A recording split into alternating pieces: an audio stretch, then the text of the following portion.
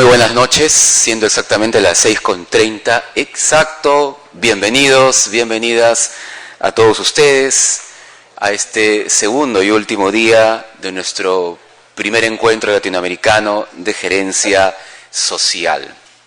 Agradecemos a las organizaciones que, además de la Pontificia Universidad Católica del Perú, a través de la Maestría en Gerencia Social, hacen posible este evento. Perú Conecta Del, COPEME y la Asociación UNACEM por el Desarrollo Sostenible. Hoy vamos a iniciar con la mesa redonda Gerencia de Políticas y Programas de Desarrollo Territorial y Empresas Sociales. La mesa va a estar a cargo de la moderadora, la magíster Rita Segarra Quintanilla, quien es coordinadora de investigación de la Maestría en Gerencia Social de nuestra universidad y además docente de esta casa de estudios. En esta mesa redonda de honor van a participar 3 ponencias importantes. La primera, titulada El rol de la empresa social en los procesos de desarrollo, a cargo del doctor Mario Vargas, quien es director de la Maestría de Gerencia de Empresas Sociales para la Innovación y el Desarrollo Local, director además de la Universidad EAFIT Social, Medellín, Colombia. La segunda ponencia estará a cargo de el magíster Sergio Pérez Rossi. El título de su ponencia será Reflexiones sobre la evolución del enfoque del desarrollo territorial y la gestión social. El magíster Sergio Pérez Rossi es coordinador del Observatorio Regional de Conecta del FOMIN, Desarrollo Económico Local del Fondo Multilateral de Inversión, FOMIN-BID. Y finalmente la ponencia a cargo del magíster Juan Sánchez, titulada Gestión del agua, desarrollo territorial y prevención socioambientales. El magíster Juan Sánchez es coordinador ejecutivo del proyecto de desarrollo territorial y generación de empleo en la cuenca del Orín. A nuestros invitados de honor en la mesa, por favor, les tributamos un fuerte aplauso de bienvenida.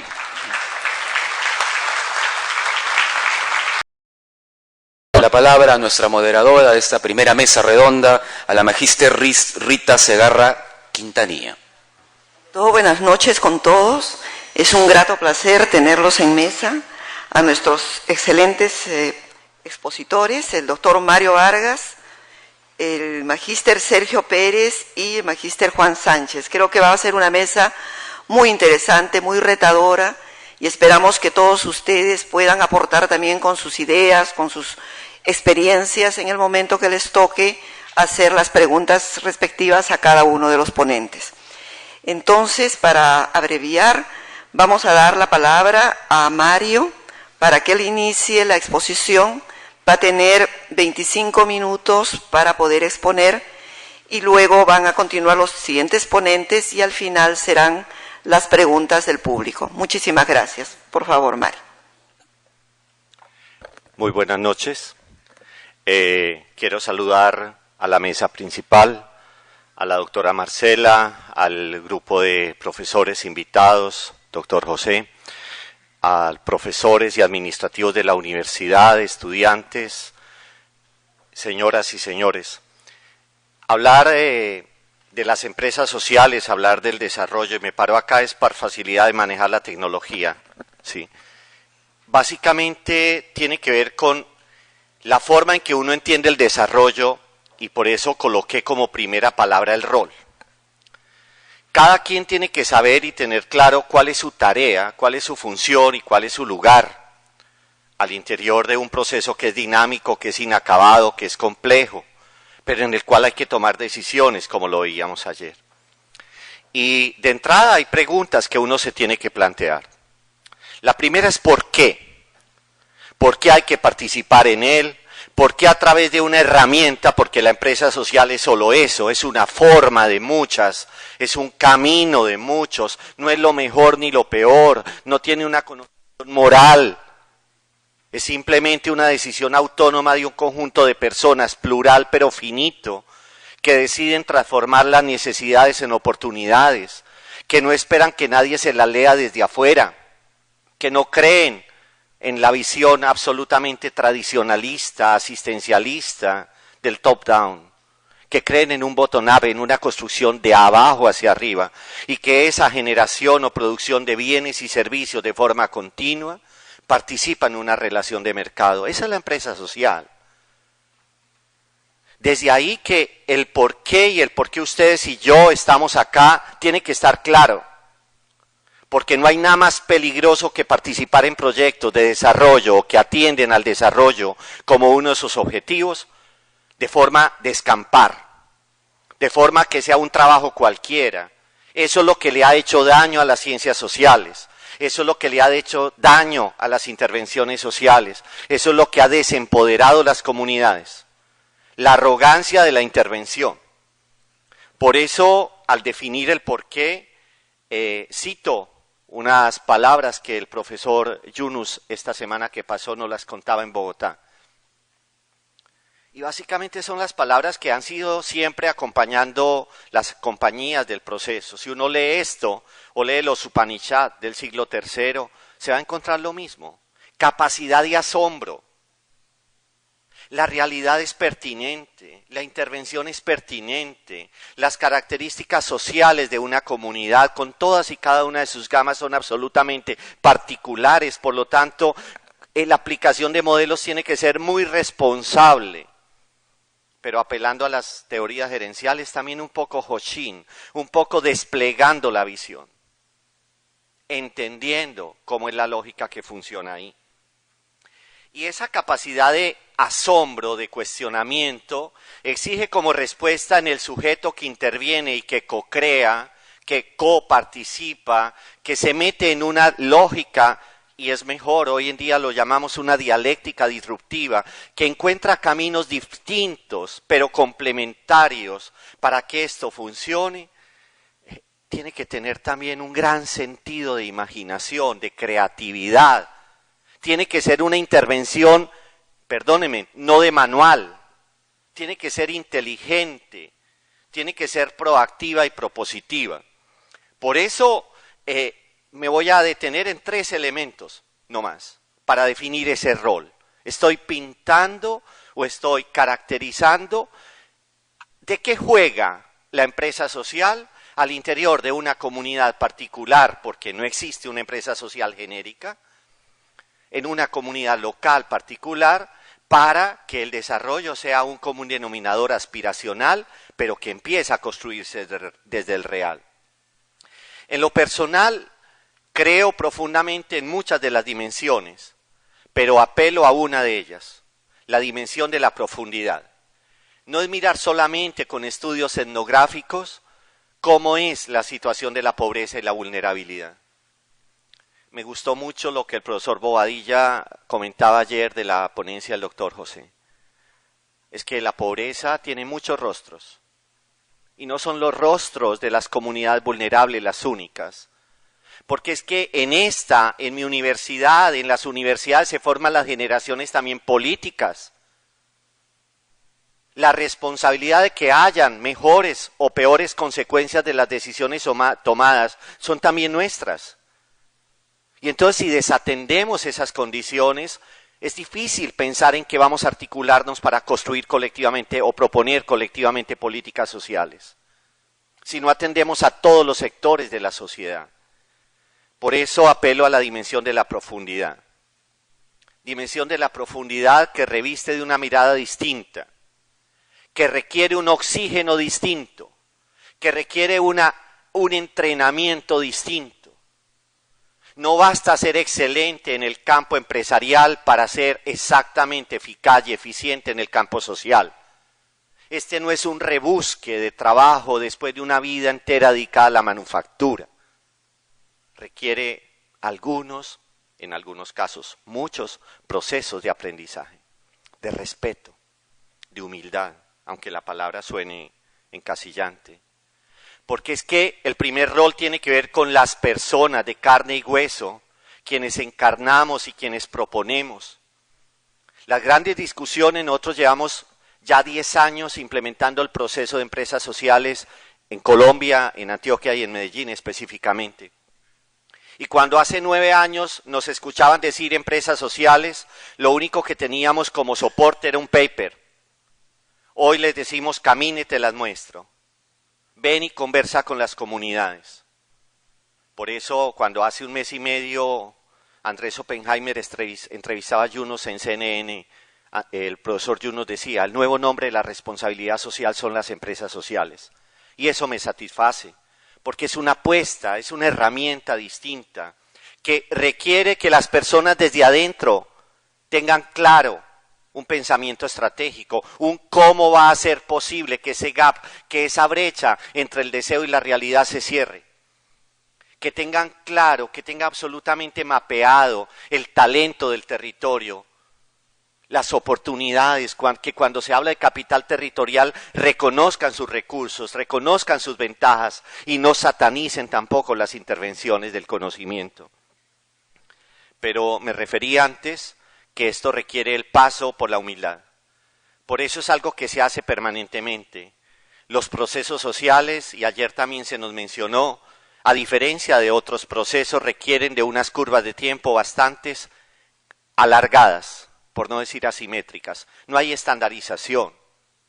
Porque cuando un individuo, un líder local, cambia de asentamiento, lo hacen callar, porque el poder también acalla, lo hacen desplazarse, o le da la gana y se va, la organización queda formateada.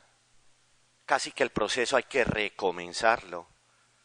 Es que una sola persona modifica la estructura de una comunidad. Uno no puede ser tan simplista, decir, no, ya un proceso se avanzó, usted vaya a ver cómo se pega. Se equivoca. Les puedo citar muchos ejemplos de empresas en donde el Estado, donde la empresa privada, donde las alianzas público-privadas, hemos colocado recursos, pero recursos serios. 1, 2, 3 millones de dólares para una empresa de 20, 30 personas, con los mejores estudios de marketing, de marca, de branding, de todo lo que quiera. Y el gran problema de estos no es la gerencia del planeamiento, es la gerencia de la riqueza. Cuando empiezas a tener excedentes o resultados, se destruyen a sí mismos. Empiezan a discutir sobre quién es el poseedor de la mayor parte. Empiezan a discutir sobre quién era el que tenía el contacto con el político o el empresario. Y eso destruye y se aniquila. El capital social no es una realidad de facto. Hay que intervenirlo, hay que construirlo, hay que excitarlo. Hay que apoyarlo, hay que sostenerlo.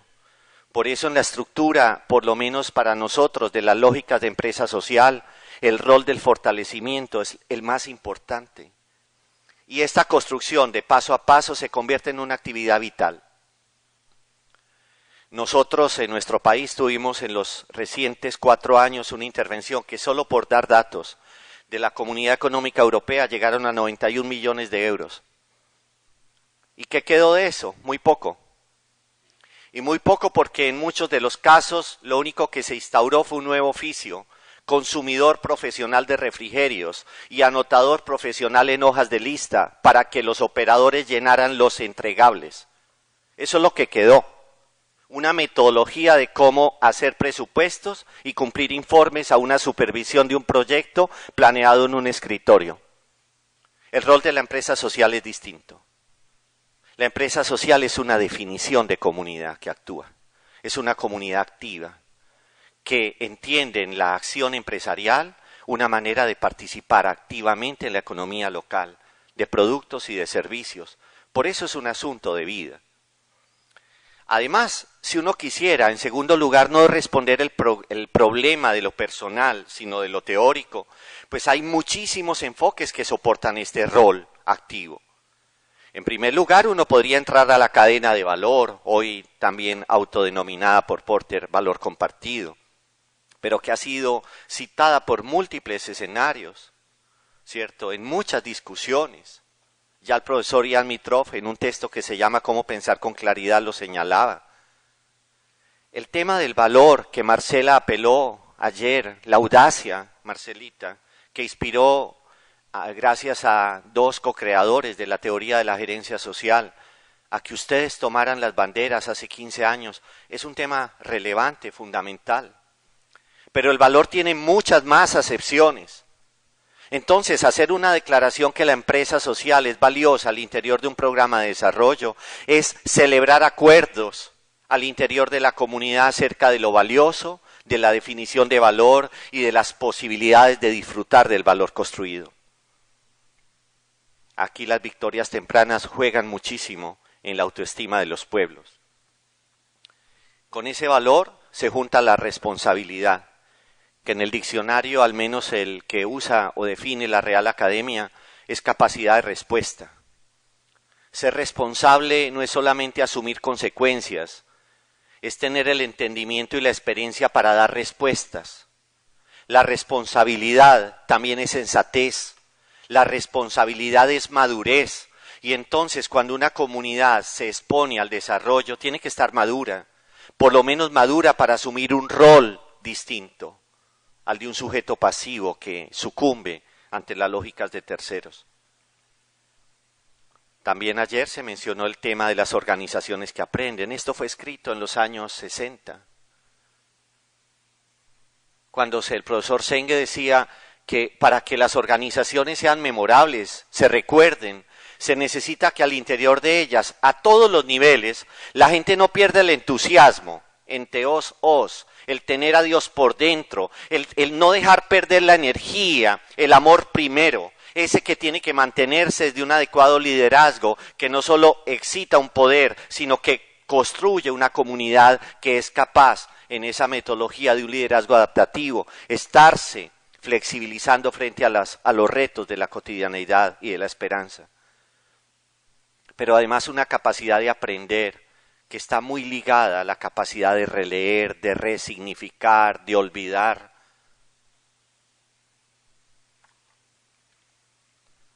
En lo experiencial hay un rol mucho más complejo, porque cuando uno se sienta con las comunidades, cuando uno comparte con las comunidades las apuestas que hizo colectivamente, a veces se da cuenta en el día a día que algo no controló, que dejó cabos sueltos. Y uno de esos cabos sueltos de alta peligrosidad en una comunidad son las expectativas. Una organización o un grupo asociativo que lleve como propósito terminar siendo una empresa social, pero que el único nexo sea porque vivimos en la cuadra o en el pueblo, o porque aquí estamos familia, o porque nos conocemos desde chicos, o porque la municipalidad o el gobierno local ha colocado unos recursos que logró atraer del capital internacional. Eso es muy riesgoso. Muy riesgoso porque la sostenibilidad no es solo un principio, sino es una tarea. Y porque cuando hablamos de hacer sostenible algo, alguien lo tiene que hacer sostenible, y ese alguien en la comunidad es plural, no es individual. Por mayores capacidades que posea, por mayor iluminación que crea tener, por mejor apellido que piense exponer a los demás. Por eso en esta construcción de capacidades, nosotros en el rol de la organización llamada empresa social, hemos identificado algunos puntos que nos parecen importantes. En primer lugar, la competencia estratégica. ¿Cómo dotar a esas personas sencillas, tranquilas, que pueden ser de nivel 1 o de nivel, yo no sé cuántos niveles socioeconómicos hay en Lima o en Perú. En Colombia tenemos 6, estratos socioeconómicos, del 1 al 6. Aquí no se trata de hacer un trabajo para los más llevados del berraco, no. Aquí se trata de hacer un alineamiento real social. Y entonces, ¿cómo son las metodologías, los sistemas de intervención andragógicos, responsables de que el otro, por más conocimiento o ignorancia que tenga, porque a uno se encuentra gente con brutalidad encarnada, no solo en la sociedad, sino en la empresa? ¿Cómo lidia con eso? ¿Cómo trabaja con eso? Es que la inteligencia te tiene que servir para sacar el mejor provecho de la gente, no solo de los pares tuyos. Eso es demasiado cómodo o demasiado mediocre. Entonces, la construcción de capacidades y competencias estratégicas va habilitando a la gente a que participe en la definición colectiva de futuros, que luego los ensambla en visiones compartidas. con un código deontológico, con una declaración de valores que les funcionen, que respondan a la identidad cultural, en una dinámica un poco global, local, en un juego también que se convierte a veces en juego de palabras. Pero además hay que habilitarlos en la competencia de sostenibilidad en el sentido de que algunas de estas comunidades, después de una intervención, quedan absolutamente sueltas, y eso nos pasó en la curva de aprendizaje con nuestras empresas sociales. No tenían capacidad para presentarse a una licitación, no sabían cómo llenar un formulario, no sabían cómo enfrentarse a una mesa de negociación, no sabían cómo reunir a sus pares para a través de un consorcio o de una unión de facto poder participar y poder adquirir recursos y autonomía. La responsabilidad de la autonomía también es la capacidad de administrar sus propios recursos. No necesitan albaceas las empresas sociales. Eso hace que esa formación o ese entrenamiento sea aprender haciendo, el make to do, sea un poco constructivista como Piaget. 3, el tema de la identificación de necesidades, que no es obvio. Nosotros nos hemos encontrado, como me imagino les ha pasado a todas y todos ustedes, con comunidades que habitando un territorio no tienen ni idea ese territorio para qué es bueno. No tienen ni idea cómo mantenerlo, cómo preservarlo. Por eso me encanta compartir con personas tan importantes como las que nos van a hablar de proyectos realmente que desarrollan y sostienen territorios. Ahí tenemos que aprender muchísimo.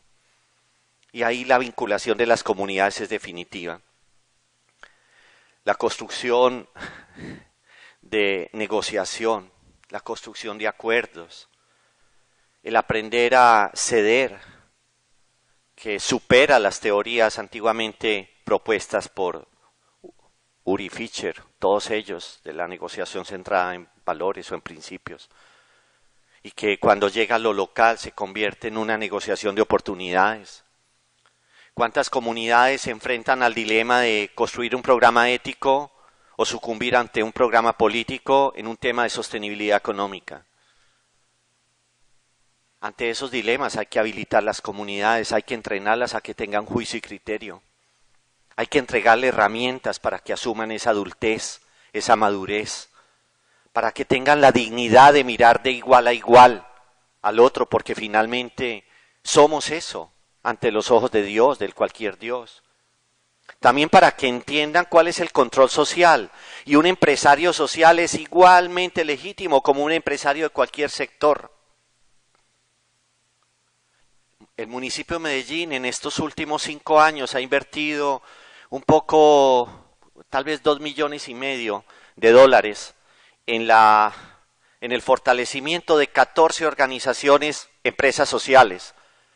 El inventario de puestos generados llega apenas a 60, $2,5 millones para 60 empleos.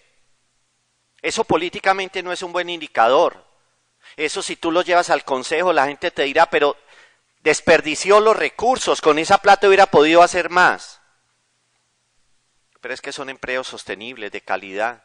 Son procesos que están creciendo y que lentamente ya están generando nuevas oportunidades.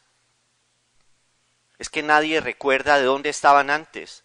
Es que en una sociedad machista, como la colombiana, por ejemplo, la gente en algunos contextos cree que con solo llevar el mercado la mujer tiene. Por eso estamos trabajando en este punto las economías de cristal, los techos de cristal. Es que la mujer no solo necesita ollas y panela, necesita toallas sanitarias, y eso casi el hombre no lo merca, no lo compra en el mercado. Entonces, dignidad y economía van de la mano, y eso también hace parte del rol de la empresa social, es resignificar los derechos y construir cohesión social. Rita, ya estoy terminando. Ahí hay muchas imágenes. Yo quiero terminar como haciendo énfasis en las lecciones aprendidas que nosotros hemos tenido. La primera lección aprendida es que hay que aprender a decir que no. Porque en algunas ocasiones, por lo menos en nuestro uso, las lógicas del gobierno o de lo público era presente los papeles al inicio del año, se toman 5 meses hasta que sale el contrato, cuando hay el primer desembolso ya es septiembre y tiene que ejecutar en diciembre. Y el objetivo del proyecto es transformar la cultura, o es rehabilitar una cuenca, o es generar tejido social en 3 meses. Es absurdo. Pues enseñándole a las comunidades a decir que no, lentamente las administraciones locales y regionales aprendieron a hacer vigencias futuras que decían inicialmente que no. Aquí tenemos una debilidad en el sistema general y yo creo que ese es otro tema en el cual tenemos que invitar, Marcelita, a nuestros estudiantes de maestría. Sobre todo cómo conversan ellos con la parte jurídica. Un derecho para las organizaciones sociales todavía no está bien definido. A nosotros todavía nos ligan y nos comparan con sectores cooperativos cuando las empresas sociales finalmente no lo son, no es una cooperativa. La cooperativa es un lugar en donde entran todos y luego aparece una escala de representatividad. En la empresa social hay un número limitado, una cabeza, un voto, hay una repartición equitativa de excedentes y hay un 33% que se destina a la comunidad. Es imposible generar un ingreso digno con una empresa social de 40 socias. Eso no existe, salvo que quieran cobrar $1 por mes. La última lección aprendida que podemos citar como para cerrar y darle paso a mis compañeros es que cuando uno se pregunta qué papel juega la empresa social en el desarrollo, con humildad pero con claridad, yo digo, es un papel fundamental. Porque es hacer pesos y contrapesos. Porque como lo decía, y cito casi textualmente a Melucci, que es un sociólogo italiano de hace unos años, esto lo escribió en el 96, estamos infectados por la fragilidad de un presente que reclama cimientos y cimientos firmes, pero esos no se van a encontrar en ninguna parte. Hay que construirlos. De nosotros dependerá esa construcción. Muchas gracias. Muchas gracias, Mario. Vamos a pasar a darle la palabra a Sergio para que inicie su presentación, igualmente de 25 minutos. Sergio, por favor. Buenas tardes a todos. La verdad que, como decía Marcela ayer, algo que acostumbro, pero que ella me hizo recordar, me voy a tomar unos segundos para expresar gratitud.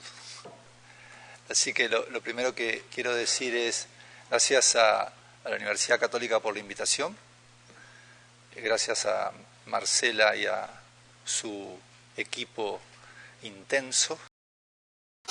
Decía expresar gratitud a la Universidad Católica, expresar gratitud a la maestría por la invitación, a la maestría en gerencia social, en la persona de Marcela, su directora, y a todo su equipo intenso, y también a COPEME y al programa Conectadel. Yo estoy aquí un poco de la mano de ellos, pero a la vez por la gentileza de la invitación de la gente que mencionaba. Así que es un gusto.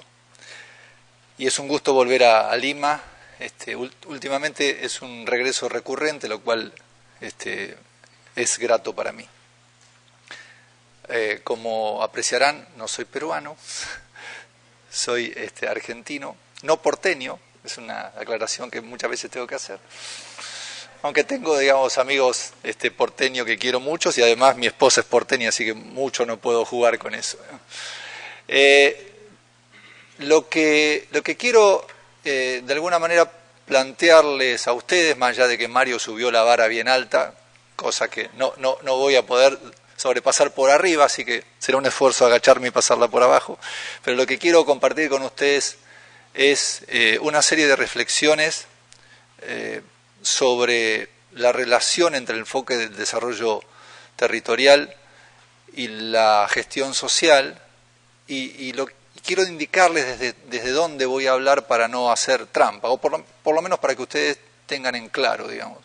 Yo vengo de las ciencias económicas, y como diría un colega y tocayo chileno, Sergio Guasier, soy un ex economista, dice él siempre.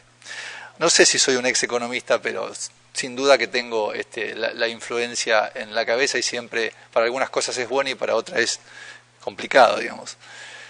Pero además quiero decirles que lo que voy a decirles, valga la redundancia, tiene que ver con la praxis y tiene que ver con la academia, porque a mí me tocó durante 8 años hacer gestión en la trinchera, gestión del desarrollo territorial en mi país, entre mediados de la década del 90.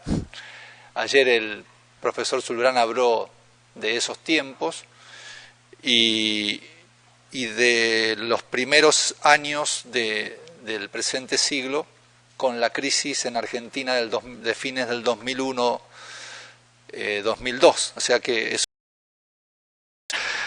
Decía, no voy a volver a repetir todo, pero decía que además de los agradecimientos y todas estas cuestiones, que quería comentarles algunas cuestiones que tienen que ver con desde dónde las digo.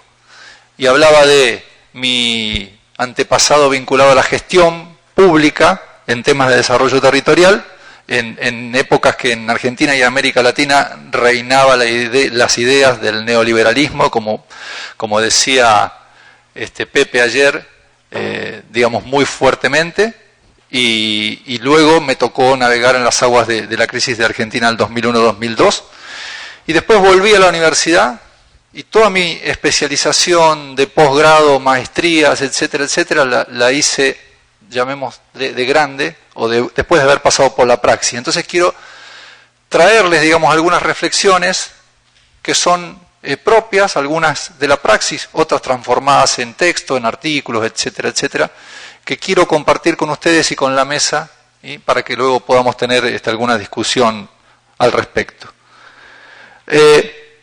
Las cuestiones que le traje como temas, no sé si las voy a poder abordar todas por esta cuestión, aunque puedo tener algún crédito, Rita, ¿verdad?, por el tema del sonido.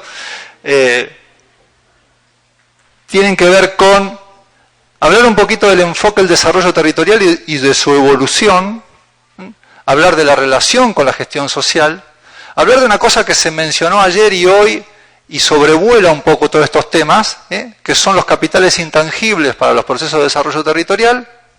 Todavía en muchos lugares se sigue pensando en que el desarrollo territorial es capital económico y financiero o es hard, es tocar e inaugurar lo duro cuando uno lleva adelante estos procesos. Aún hoy en nuestra América Latina se sigue pensando y se sigue actuando en ese sentido. Entonces, plantear alguna idea de que hay vida más allá del capital económico y financiero y quizás una vida mucho mejor y más importante, y también la hay más allá de la obra pública. Y finalmente, los últimos 5 minutos, además de pasar por estas aguas de la teoría y de las reflexiones, contarle 2 casos brevemente sobre cómo se hizo desarrollo territorial en una gestión en la cual me tocó participar, pero pensando en gestión social. Una de las primeras cosas que me enseñó mi hija viendo unos dibujitos y luego me tropecé con esa frase del Talmud es que cuando uno hace gestión del desarrollo territorial pensando en lo social, tiene que tener en claro que no todos ven la realidad de la misma manera. Entonces, esa frase del Talmud para mí es reveladora. Digamos, no vemos las cosas como son, las vemos según cómo somos, las vemos según nuestro recorrido de vida. Y quienes tenemos más responsabilidades por estar en lugares como los que estamos, supongo que la mayoría de los que estamos aquí, estamos en la acción o tenemos espacios de decisión y de determinación, tenemos que hacer el esfuerzo más que otros para ponernos en lugar de los otros y entender que no todos miramos la realidad de la misma manera. Entonces, desde ese punto de vista, en la construcción del marco conceptual del desarrollo territorial, ha habido una evolución, y la está habiendo, que todavía no nos hace a muchos tener en claro qué significan estas cuestiones. Incluso muchos directivos de espacios pluriactorales, desde el sector público, desde instituciones de la sociedad civil, siguen hablando de desarrollo local, de desarrollo económico local, de desarrollo económico territorial, del desarrollo territorial como sinónimos cuando no lo son. Y eso contribuye a la confusión general. Y en nuestros procesos, si no hablamos un léxico más o menos común, sabemos lo que eso significa al momento de tomar acuerdos y tomar decisiones. Cuando yo les contaba que entré en la gestión y descubrí un poco el mundo de lo público y del desarrollo local, como se llamaba entonces, luego desarrollo económico local, teníamos un mapa mental muy raquítico, diría yo, muy rudimentario. Pensábamos que el desarrollo local en los 90 era generar emprendimientos en los territorios porque la macro resolvía los problemas, ese era el discurso de entonces, ¿no? Entonces, desde lo local se podía hacer crecimiento económico, todavía con un largo camino hacia el desarrollo, pero pensando en la generación de empresas. Todavía no sonaba tanto el término de empresas sociales ni las ideas que nos traían Klisber o el profesor Zulbrand, que en esos tiempos todavía la voz no era tan altisonante, por lo menos para muchos de nosotros. Decía recién esta cuestión de lo duro y lo blando. Para pensar en desarrollo territorial y en gestión de la misma tenemos que pensar en el hard y en el soft. Todavía los alcaldes siguen encandilados, los intendentes o los prefectos, en muchos casos en nuestra América Latina, siguen encandilados con la columna desde su lado de la izquierda. O sea, siguen encandilados con la infraestructura, con los parques industriales, con el capital económico y financiero, con la universidad mirada desde el ladrillo. Cuando es importante tener una política industrial asociada al parque, una política universitaria asociada a la universidad, capitales intangibles, además de los capitales económicos y financieros, que son importantes en un proceso de desarrollo territorial. Es importante el hard, pero también es importante el soft. ¿Está? Ahora, luego en los territorios vamos a ver qué gramaje de peso tiene cada cosa, y esto es lo difícil, esta es la complejidad que se mencionaba ayer. Esto también lo aprendí en el recorrido y luego en la lectura. Y la amalgama de esas cuestiones tienen que ver con cómo lo organizamos. No me voy a meter mucho en este tema porque ya ayer abundaron sobradamente y con más estatura que la mía sobre este tema y seguramente en el transcurso de la jornada de hoy. El desafío tiene que ver con qué inteligencia organizacional le ponemos a ese tipo de cuestiones. Para eso siempre uno se agarra al marco conceptual. A ver, ¿de qué hablamos cuando hablamos de esto? Y hay un montón de definiciones. A mí siempre me gusta volver a una definición provocadora de Celso Furtado. Incluso cuando tengo una reunión con muchos amigos economistas, les digo, miren lo que dice Furtado. Furtado dice que la experiencia ha demostrado ampliamente que el verdadero desarrollo es principalmente un proceso de activación y canalización de puertas sociales, de avance de la capacidad asociativa, de ejercicio de la iniciativa y de la inventiva. Por lo tanto, dice Furtado con una provocación desde la convicción, se trata de un proceso social y cultural y solo secundariamente económico. ¿Está? Contundente, provocador, interesante. Pero la verdad es que cuando uno piensa en cosas como la que plantea Mario, ¿cómo activamos los convencimientos, el involucramiento de la gente en los lugares? No lo podemos hacer con recursos económicos y financieros, no podemos hacer con el ladrillo. Fotografiar una obra, cortar una cinta no nos garantiza que luego haya apropiación de un proyecto, como expresaba, reitero, Mario recién.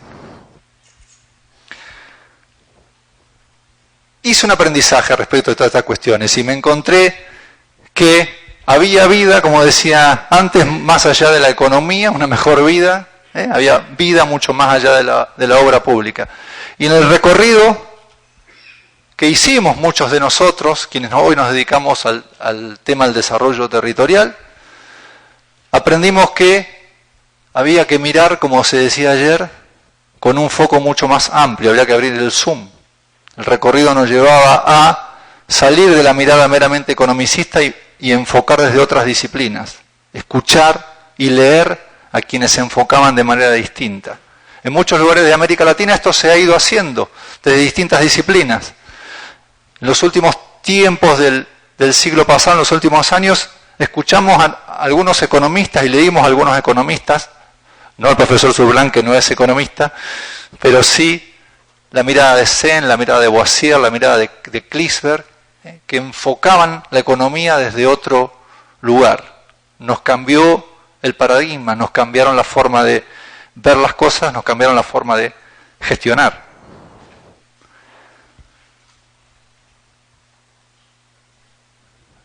Lo despliego todo, así voy más rápido.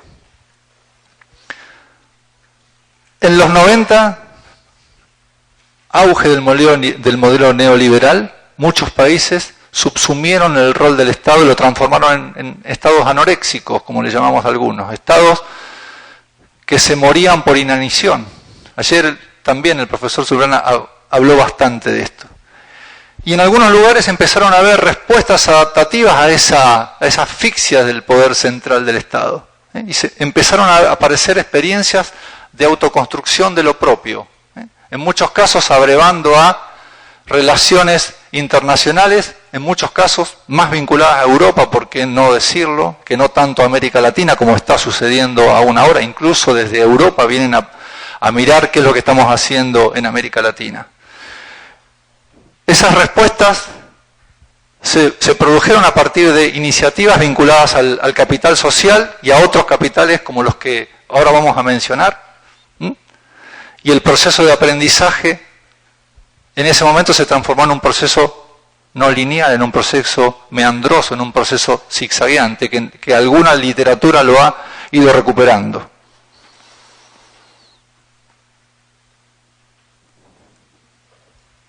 ¿Quiénes lideran esos procesos? También ahí hemos hecho un gran aprendizaje. En un momento pasamos de que esos procesos tenían que liderarlo únicamente los privados.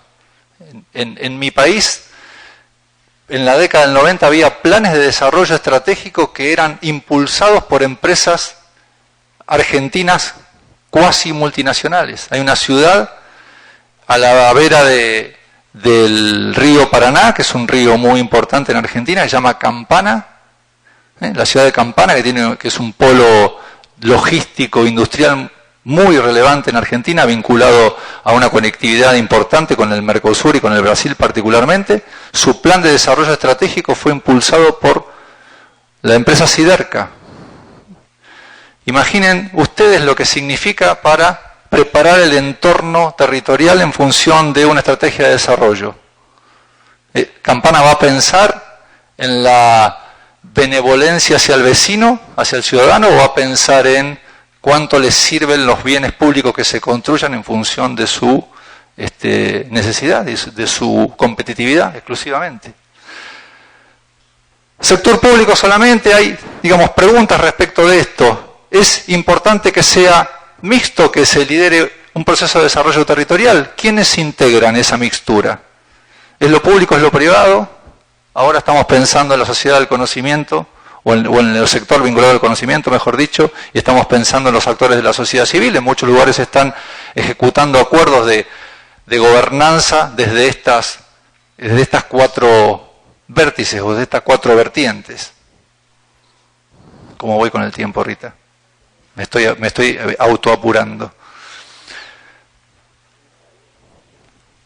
En muchos espacios de América Latina, a partir de discutir liderazgo y a partir de discutir instancias de agendas de desarrollo territorial, se comenzaron a armar mesas de concertación. En algunos casos se transformaron en agencias de desarrollo económico, agencias de desarrollo social. Eso también fue un aprendizaje.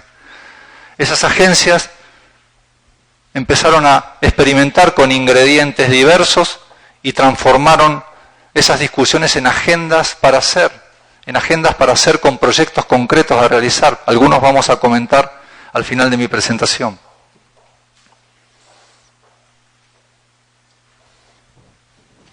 Para alcanzar el desarrollo territorial, primero, ¿de qué estamos hablando? ¿Y qué mapa mental tenemos hoy? Hace 20 años atrás pensábamos en que la macroeconomía resolvía de alguna manera los problemas y que solo teníamos que esperar que el derrame se produzca y que llegue con paciencia a todos los sectores. Y que solo desde lo local podíamos alentar algunos emprendimientos propios. Ese era el margen de maniobra que teníamos hace 15 o 20 años atrás. Hoy sabemos que el mundo se complejizó, que es mucho más difícil digamos, ayudar a que haya capilaridad para ese proceso y que ese desafío nos lleva a gestionar la complejidad para que la capilaridad llegue a la mayor cantidad de gente o a la gente toda. Hay un modelito teórico de mapa mental hoy que construyó la Red de Especialistas en Desarrollo Territorial de Iberoamérica, y que sería interesante que en cada lugar lo podamos construir, porque además si queremos hacer gestión del desarrollo territorial con una mirada social, sabemos que lo endógeno pesa mucho y sabemos que ese mapa mental puede tener algunas coincidencias generales, pero después tiene que tener la especificidad del lugar donde estamos abordándolo.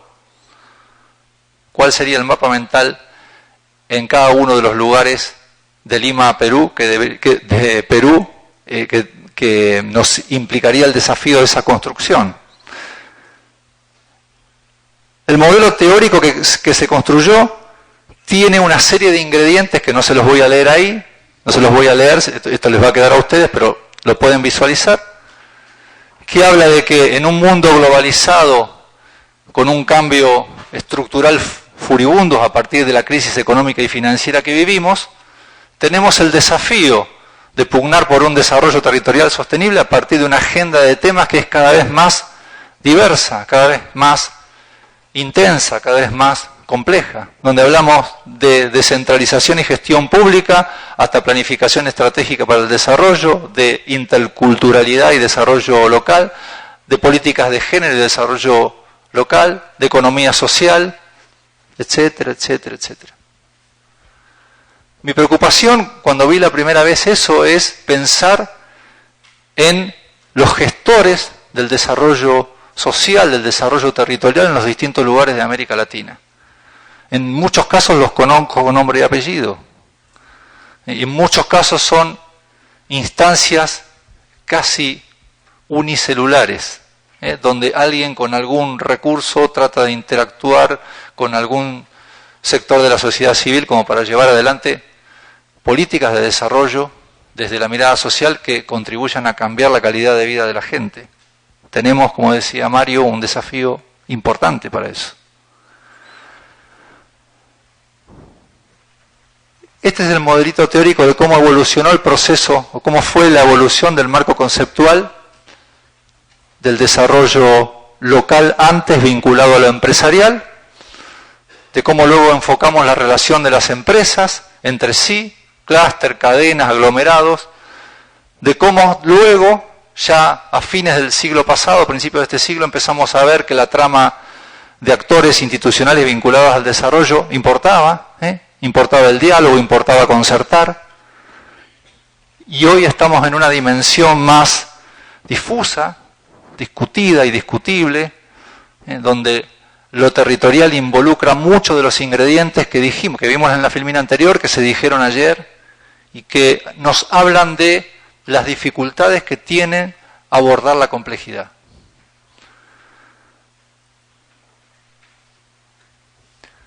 Una cosa que aprendí en el terreno, hoy la hablábamos con Héctor Castro de Copeme, es esta cuestión de diferenciar el actor del desarrollo del agente del desarrollo, del agente transformador, como decía el profesor Zulbrán ayer. A nosotros se nos recomendaban los procesos de desarrollo territorial mapear actores, garantizar la presencia democrática de la mayor cantidad, que estuvieran todos, que no faltara nadie, que todas las instituciones estuvieran presentes al momento de concertar. Y yo aprendí que ese era el mismo momento en cuanto se inaugura algo del HARD. Si mapeo actores, les saco una foto, les hago firmar el acta y ya tengo el proceso concertado garantizado. Aún haciéndolo desde la buena voluntad y desde el mejor criterio, no me alcanza en los procesos de desarrollo territorial con tener en claro cuáles son los actores. Si yo no me ocupo de identificar adentro de la institución actora quién es el agente transformador, quién es el cerebro y músculo de ese proceso, quién es la persona que a mí me va a ayudar asociándome a que lo endógeno de veras se transforme en un elemento cambiante o transformador, valga la redundancia. tarea no sencilla. ¿Cómo hago para seducir al actor institucional para que me envíe a la mesa de concertación a la gente que es el socio estratégico en ese tipo de proceso? Ese agente es el que me va a permitir, de alguna manera, poner en valor con el capital económico y financiero los capitales intangibles en el proceso de desarrollo territorial que, entre otros, ha trabajado Sergio Boissier en su bibliografía: capital social, sinergético, institucional, relacional, cívico, cultural, cognitivo, etcétera, etcétera. Volvemos con el desafío de las competencias, ¿Cómo hacemos para en nuestros territorios trabajar en mejores dirigentes, en mejores personas? Sin este conocimiento conceptual, en Junín, provincia de Buenos Aires, nosotros le debemos el nombre a nuestra ciudad, aquí al Perú, a la batalla por la independencia. Promediando los 90, cuando la ola de privatizaciones en Argentina no dejaba nada en pie, el municipio de Junín generó un proyecto de ley en la provincia que lograron sacarlos antes de que pase el tsunami de la privatización, para crear una empresa municipal de gas.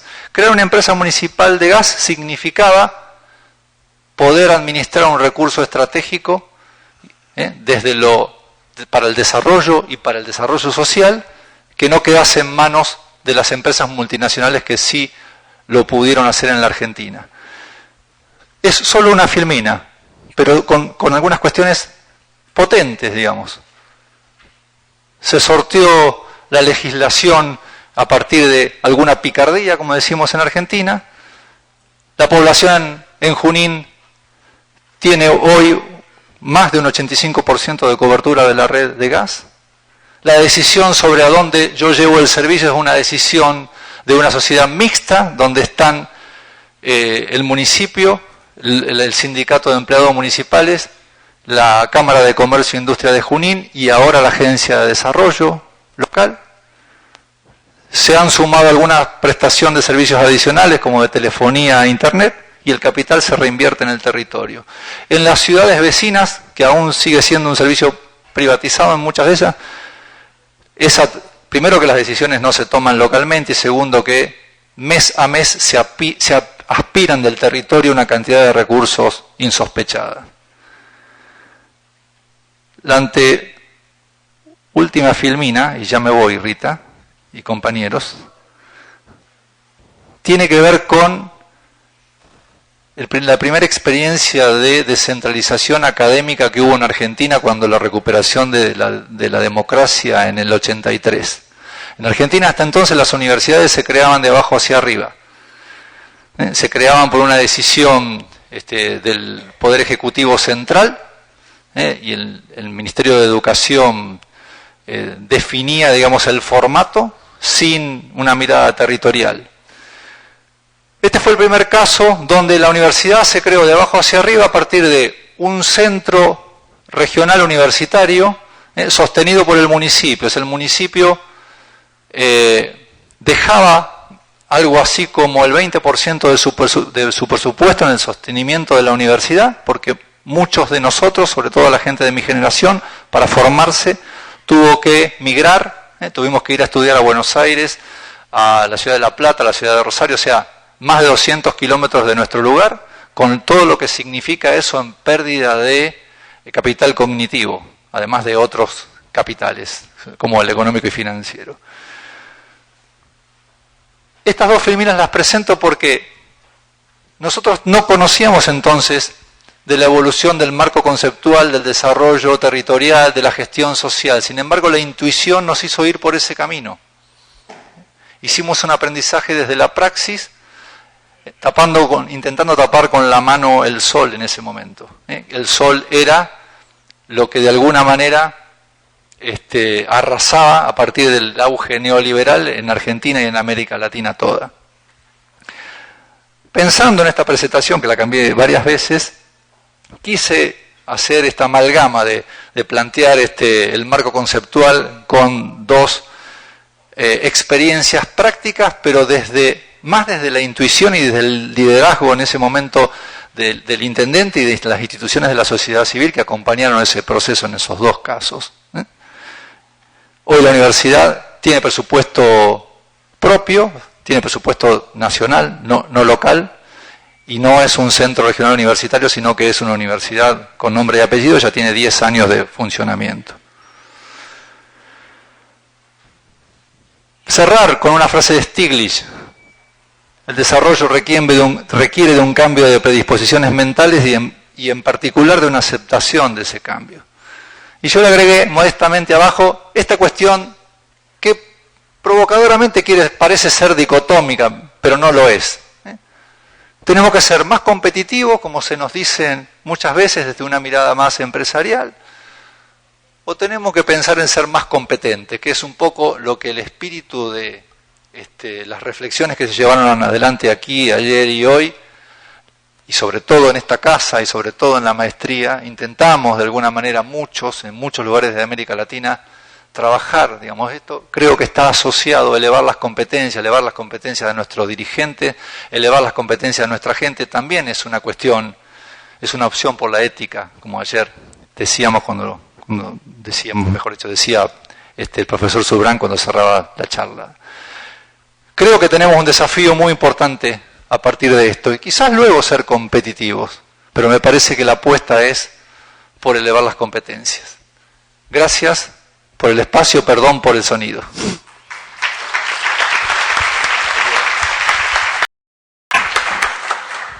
Muchas gracias, Sergio. Vamos a dar la palabra ahora a Juan para que exponga igualmente sus 25 minutos. Gracias. Muy bien. Muy buenas noches con todos y con todas.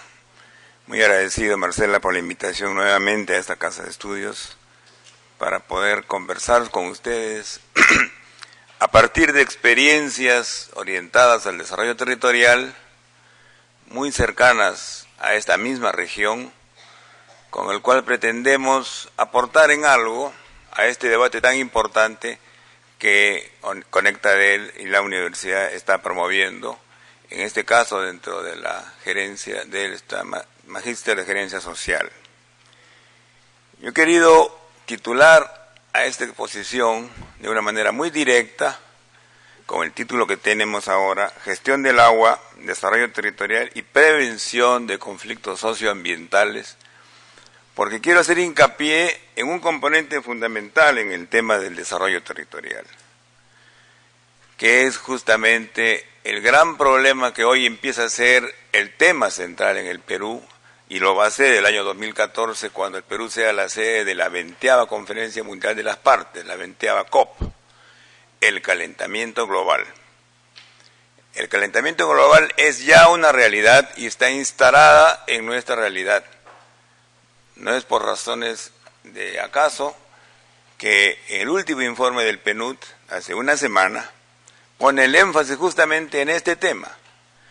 Todo lo que el Perú ha construido en términos de su crecimiento económico, que no es poco, de la inclusión social que está consiguiendo, que tampoco es poca, puede ponerse en peligro si efectivamente las políticas públicas no incorporan de manera estratégica y sistemática propuestas que permitan enfrentar de manera creativa el calentamiento global, generando alternativas de adaptación y de mitigación a este.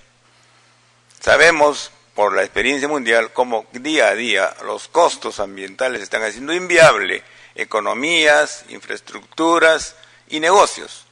Por lo tanto, no podemos decir menos de un país como el Perú, que es uno de los países donde el impacto del calentamiento global va a ser probablemente uno de los más grandes en el mundo. ¿Y por qué razones? Por lo que quiero explicar rápidamente. Empiezo con esta diapositiva.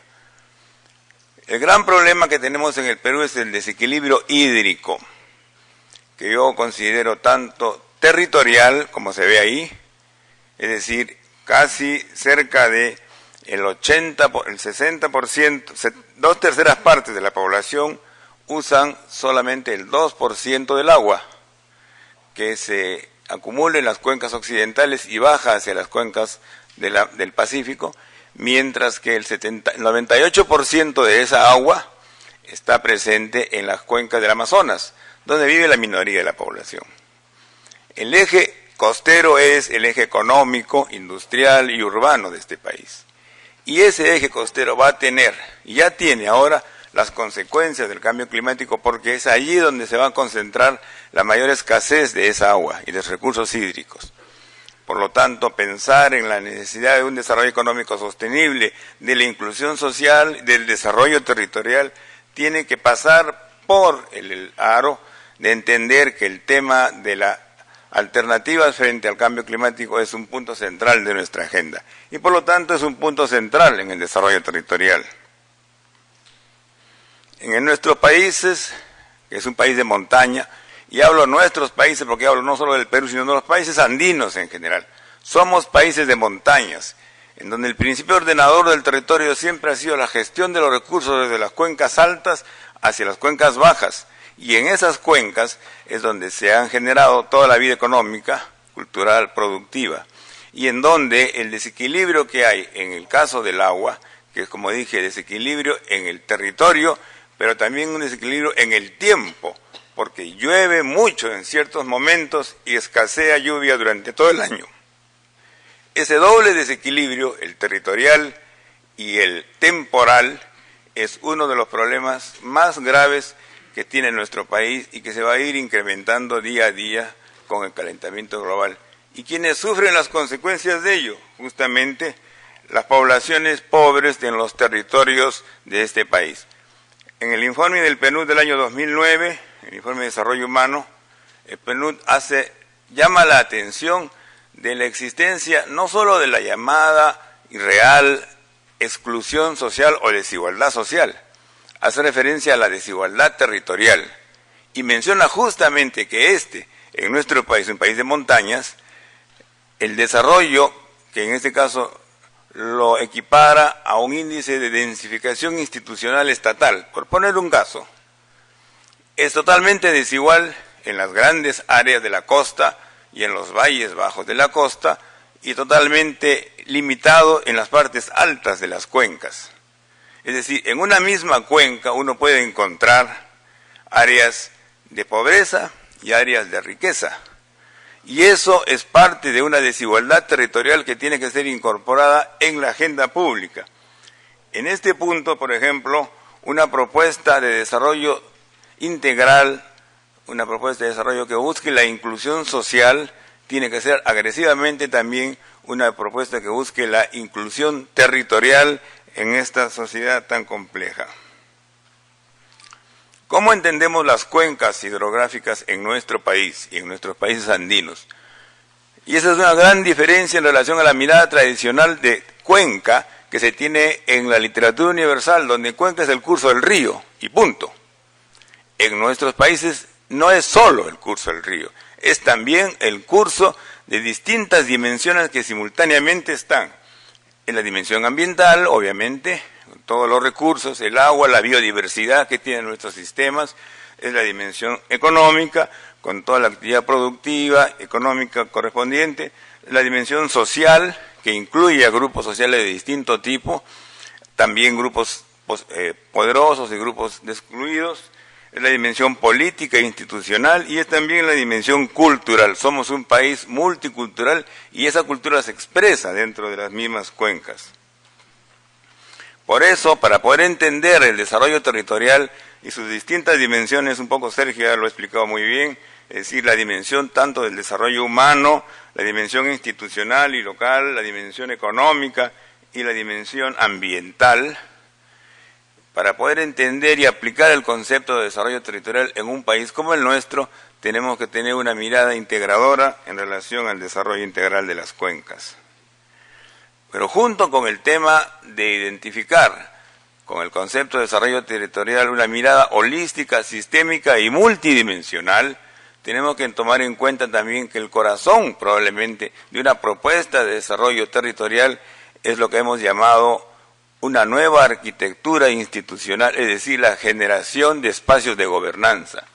de gobernanza económica, política, social y ambiental, es decir, espacios de negociación y acuerdos entre los actores públicos, privados y sociales. Eso es tal vez el corazón del desarrollo territorial que comanda el conjunto de las dimensiones económicas, sociales y ambientales. Porque si no existe acuerdos, si no existen espacios de negociación entre los actores, el desarrollo territorial no es posible, no es viable. Y eso es justamente la experiencia que quiero narrar hoy a partir de un caso muy concreto que varios alumnos de este posgrado ya han conocido en vivo y en directo hace muy poco y se desarrolla acá muy cerca de Lima, que es la cuenca del río Lurín. Lima, capital, está rodeada de 3 cuencas o 3 valles. El valle del Rímac, el más grande, el valle del Chillón y el valle del Lurín. 3 valles que le dan el agua que lo sustenta social, económica y ambientalmente. De estos 3 valles, el valle más pequeño es el valle del río Lurín, que como describimos en esta diapositiva, está partido en 2, si se quiere. La parte baja en la zona urbana de Lima, con 3 distritos, y la parte alta en la zona rural de Lima, con 7 distritos, que se integra 2 regiones, la región Lima, provincias como le llamamos acá, y la región Lima metropolitana. Y por lo tanto, en este territorio, donde conviven áreas urbanas grandes con áreas rurales pobres, donde conviven 7 distritos rurales y 3 urbanos importantes, existen distintas actividades, como toda cuenca. Las actividades comerciales e industriales más importantes están en la cuenca baja, mientras que las actividades agrícolas, pecuarias y forestales están en la cuenca alta. La pobreza es mayor en la cuenca alta, menor en la cuenca baja.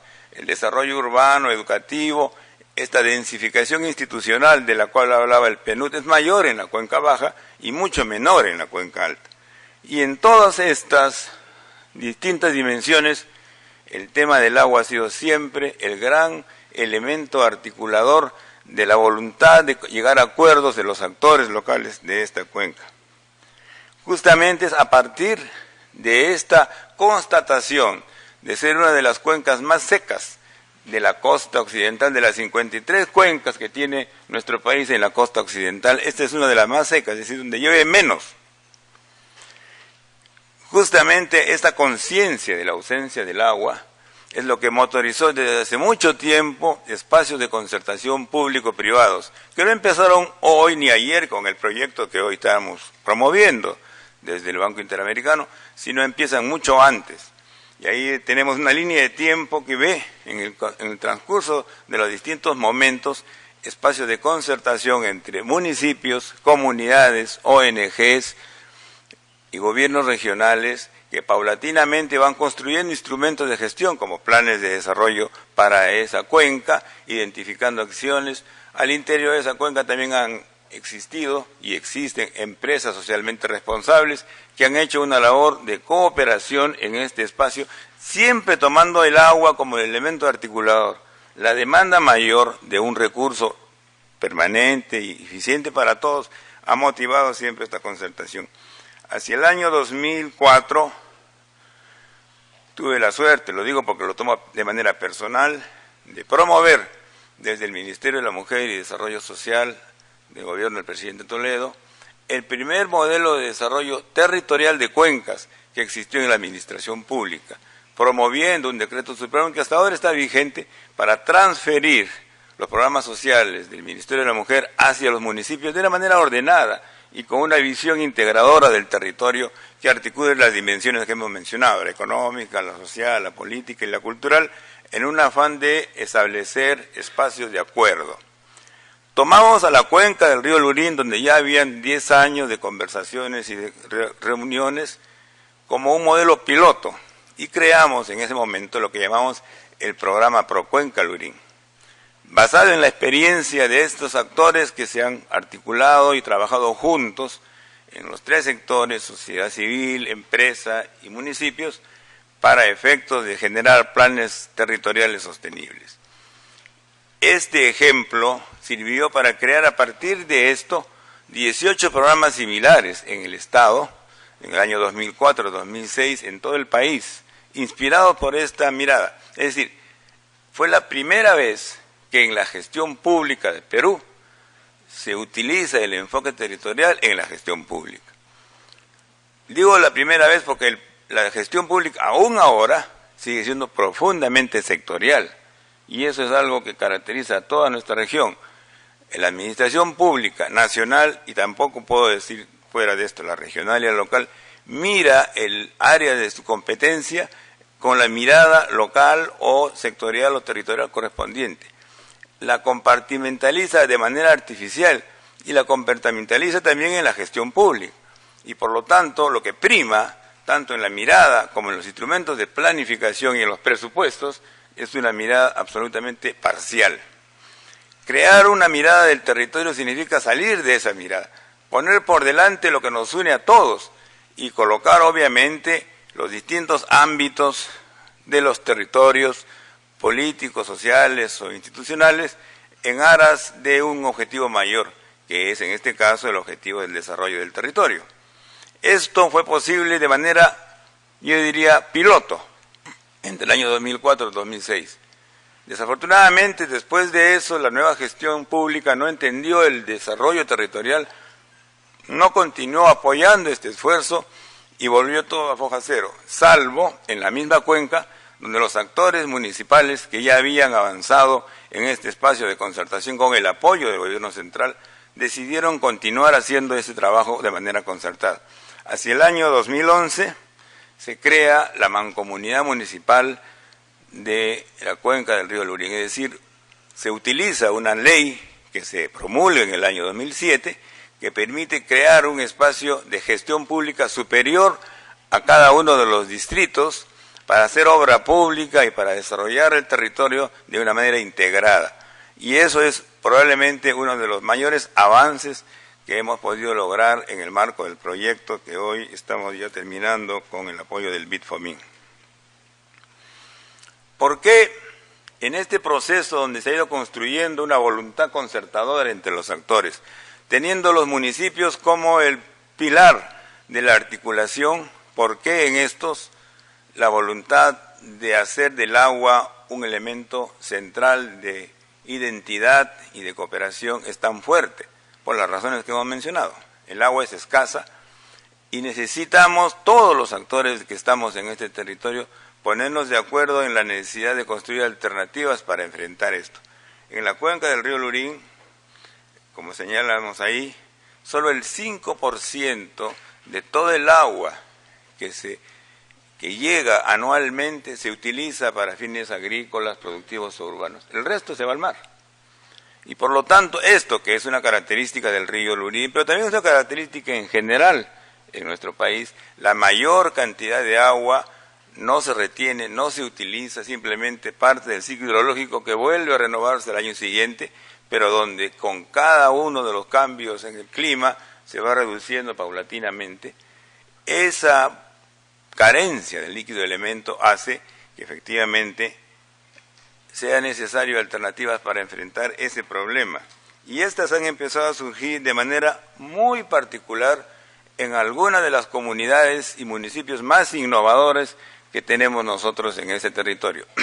Y quiero referirme aquí al caso concreto del municipio de Tupicocha, que es un municipio campesino, está a 3.200 metros sobre el nivel del mar, y ahí que está rodeado de zonas de pobreza, donde no llueve y donde no se origina el río Lurín, porque el río Lurín se origina cerca ahí, en otra parte que es el distrito de San Damián, allí donde nunca ha habido una fuente permanente de agua, los alcaldes y las comunidades han hecho de la escasez virtud y han creado de manera innovativa sistemas alternativos para enfrentar lo que hoy es el problema mayor de esta cuenca y en general de todos, la escasez de agua durante las épocas de estiaje.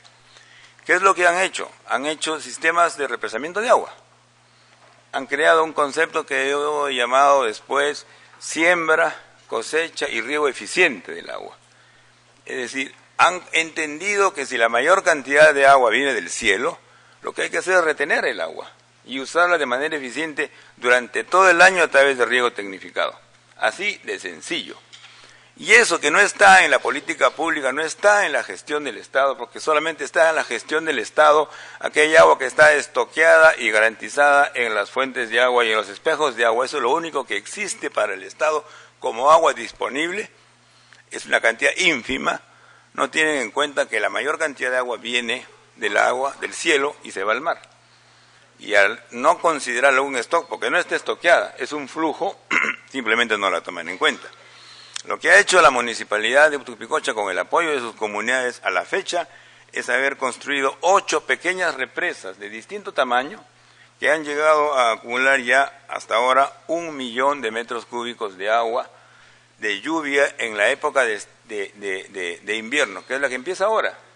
Ahí tenemos una relación del conjunto de represas construidas por la municipalidad y las comunidades, en las cuales ya existen hasta ahora más o menos unas 392 hectáreas de riego tecnificado, con 470 familias que efectivamente van a recibir este beneficio como consecuencia de esta inversión. Y es una inversión hecha por las comunidades y los municipios. El gobierno central ha intervenido recién en la última etapa con algunos fondos, el gobierno regional también, pero sobre todo es esa capacidad de gestión del alcalde, presidente de la mancomunidad y alcalde del distrito, y de las comunidades actuando juntas, es decir, puro capital social cooperativo, enfrentando con mucha imaginación la escasez de recursos. Aquí ya es posible ver esas represas desde el Google, y ustedes la van a ver cómo se van construyendo a lo largo de distintas quebradas en la cuenca alta. Esta es la más grande de todas, que tiene solamente 500.000 de metros cúbicos. Y como ustedes ven, es una pared que cruza y corta una represa, una quebrada, y retiene el agua de lluvia que se usa durante el tiempo. Justamente es a partir de esta mirada de siembra, cosecha y uso eficiente del agua que nosotros hemos planteado alternativas de gestión sostenible de los recursos naturales para hacer viable económica y socialmente el territorio. Porque creemos de que esta es una propuesta que, teniendo por un lado la posibilidad de manejar los bosques, y eso le llaman la siembra, la retención del agua, que es la cosecha, y el uso tecnificado a partir del riego, tenemos la solución del problema mayor que tienen las comunidades altoandinas, su pobreza de recursos, su escasez de tierras. Hoy esa municipalidad está construyendo en base a nuevas represas más tierra. Hace poco hemos visto los resultados del censo agrario, todo lo hemos visto. Se ha multiplicado por 2 el número de propietarios de tierra, pero se ha pulverizado esa unidad. ¿Por qué? Porque el stock de tierras es exactamente el mismo. No ha crecido la población y por lo tanto ha disminuido el número y la calidad de los recursos de cada parcela. Hoy en Tupicocha y en la cuenca, merced a esta estrategia, se está ampliando el stock de tierras, está generándose más área agrícola y más área agrícola con riego. ¿Y qué está ocurriendo? A lo que es muy importante, están regresando los jóvenes a trabajar en esas áreas nuevas que se han construido en base al esfuerzo colectivo. Y la juventud, que hasta hace poco era expulsada de una cuenca para venir a trabajar a Lima en un desempleo atroz, hoy empieza a comprender que su futuro también puede estar en la zona agrícola, siempre y cuando existan nuevas modalidades de manejo sostenible de sus recursos. Aquí hay algunos datos que mencionan los costos que significa hacer esta tecnología, que son costos muy baratos. Si uno puede mirar cuál es el costo por hectárea de construir agua en las zonas bajas de nuestros valles, sabemos que en Maje se puede construir 1 hectárea alrededor de una inversión de $25.000, $30.000 por hectárea. ¿Cuánto está costando construir 1 hectárea en la zona alta? La más barata, que es la tecnología de la represa, miren ustedes cuánto cuesta. Y la tecnología que es más cara, que es la tecnología de la geomembrana, que es un poquito más cara, tiene un precio diferente. La primera es 6.400 soles por hectárea, la segunda 20.000 o 25.000 soles por hectárea. Es decir, sigue siendo costos bajísimos en relación a lo que significaría construir áreas en las zonas de la costa, con impactos ambientales superiores. Y estos son tal vez los datos más importantes. El costo es muy bajo y el beneficio es muy alto. La productividad que se tiene en estos 3 cultivos, el ingreso que significa generar cultivos durante todo el año, hasta 2 o 3 cosechas, la posibilidad de generar agricultura orgánica en zonas que efectivamente son zonas vírgenes porque no hay químicos ahí, es muy alta. y por lo tanto hoy ya tenemos en Tupicocha gente que está saliendo de la pobreza de una manera acelerada. Y aquí están obviamente algunos de sus cultivos de punta de arvejas, alfalfa con alta productividad y turismo también. Inspirado en estas alternativas de un distrito y de unas comunidades, la Mancomunidad Municipal ha hecho de eso un modelo para toda la cuenca. Y hoy está ya a punto de formular los expedientes definitivos de dos represas que van a poder captar alrededor de 15 millones de metros cúbicos de esa agua que hoy se va al mar y que no vuelve, o vuelve el año siguiente, para poder irrigar a partir de esas dos represas con dos canales que crucen 6 distritos, 3 en una margen y 3 en el otro, en los próximos años unos 5.000 hectáreas nuevas de tierra agrícola, más otras 5.000 áreas de tierra de pastos y de bosques. Es decir, dentro de poco tiempo, en 2 años, el Valle del Río Lurín va a ampliar sustancialmente su capacidad de producción de alimentos y de generación de servicios ambientales para esta gran ciudad. Y esa es una posibilidad que ya está trabajando. Este es el modelo integral de la cosecha de agua en la cuenca, donde se ve en la parte alta las dos represas y los dos canales que atraviesan 6 distritos en la cuenca. Y esta es, digamos, en el mapa, la ubicación de ambos canales. Tenemos entonces la posibilidad de poder incrementar de manera sustancial la tierra en la zona de la cuenca del río Lurín en base a estas dos alternativas. En estos momentos tenemos casi menos de 5.000 hectáreas de tierras agrícolas en la cuenca del Lurín, de un total de 83.000 hectáreas identificadas por el Ministerio de Agricultura.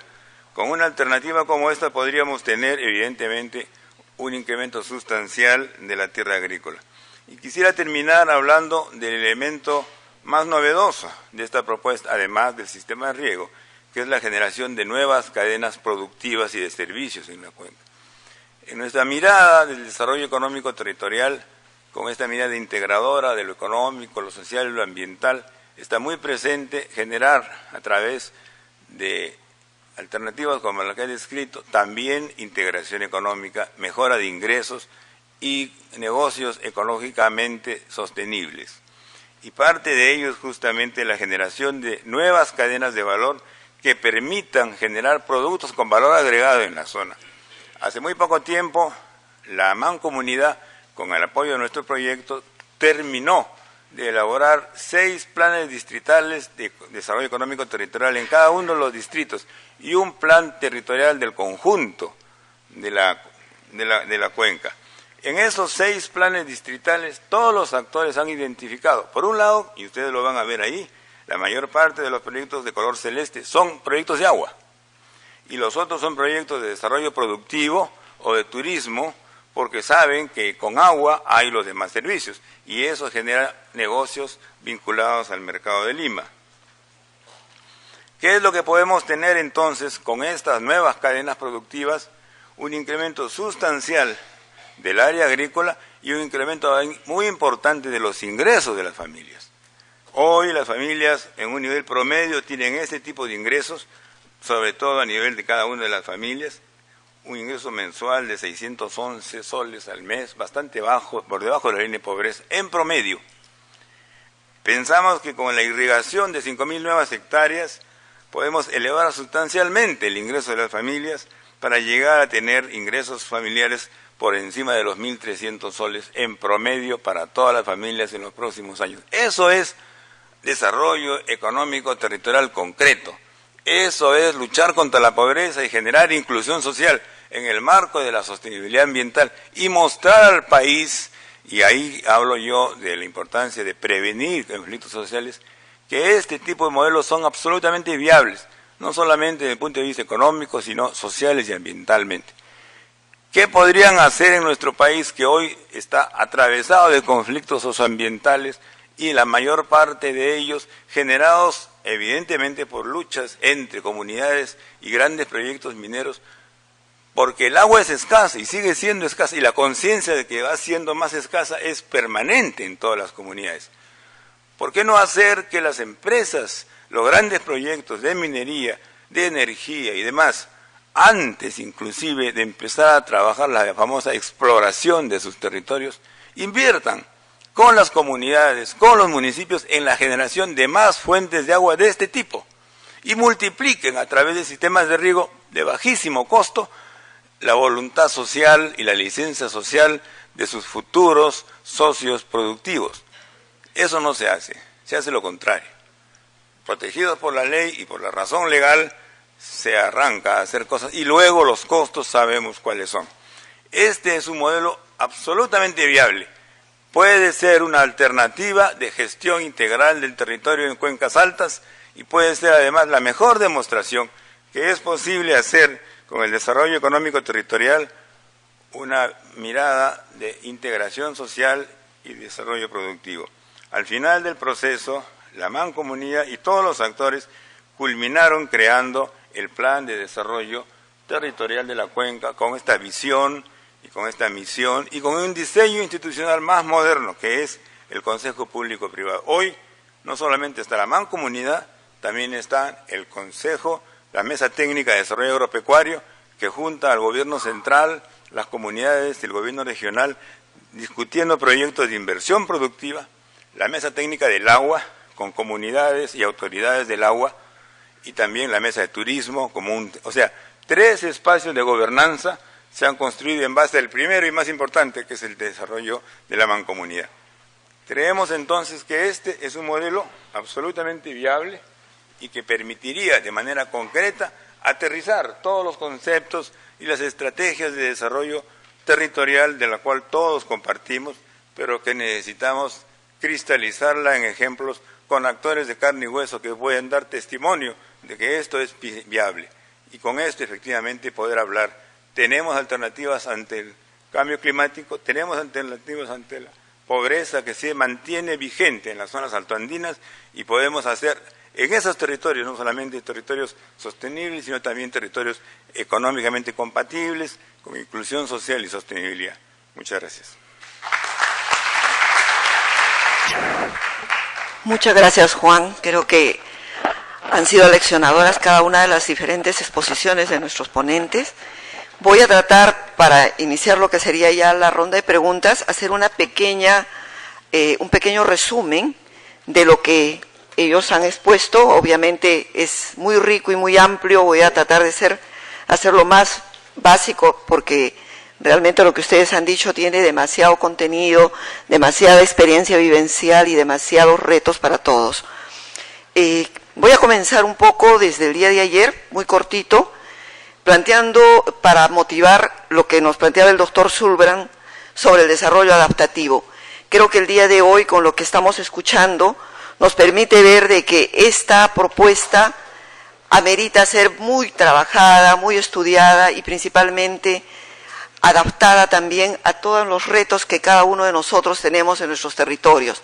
Acá están presentes estudiantes, profesionales, autoridades de diferentes lugares y creo que estos elementos nos ayudan un poco a organizar también el pensamiento que necesitamos para actuar. Nos hablaba también de la necesidad de aprendizaje, de mejores conocimientos y creo que esto se articula también a lo que nos decía Teresa, de pensar en la acción emprendida, de examinar sus bases, procesos y resultados y proponer cursos de acción. Saber transformar. Creo que las ponencias que hoy día hemos tenido nos ponen en ese plano. Saber transformar. Cómo cambiamos algo que aparentemente pareciera que es imposible y que con nuestra acción nos permite hablar de esto, de saber transformar. Y en ese sentido lo planteado por Mario, cuando plantea las empresas sociales que son valiosas, ¿por qué son valiosas? Nos los plantea desde el punto de vista de descubrir sus capacidades de estas, de cuestionarse, de imaginar, de afianzar las competencias educativas para la gestión. Creo que eso es muy importante y ha sido planteado por Mario cuando también nos plantea que es importante responder a las necesidades del territorio. Esto ha sido repetido también por los 3 ponentes, que creo que es un poco lo aleccionador de este evento, esta necesidad de responder a lo que tenemos cerca, a nuestro propio territorio. Y en ese sentido también Mario planteaba que estas deberían de ser sostenibles. Esto es muy importante y creo que con las preguntas de ustedes también van a permitir nuestros expositores ampliarlo. Hablaba también Mario de los derechos de las empresas sociales, que creo que es un punto que no se ha trabajado mucho y que permite, gracias, y que permite también tomar otra dimensión en lo que es la investigación y la acción sobre el tema de derechos. También retomo un poco lo planteado por Sergio, cuando habla de poner al centro el desarrollo territorial sostenible, el abordaje de lo público, el abordaje de lo privado y el entramado institucional que existe entre ellos. Creo que eso es muy importante. Sergio nos los pone en forma de pregunta, pero también nos plantea que es tan importante identificar actores, identificar estos agentes transformadores, no hacer la diferenciación entre lo que es el actor, entre lo que es el agente transformador, que creo que es como un paso más, un reto, un nivel.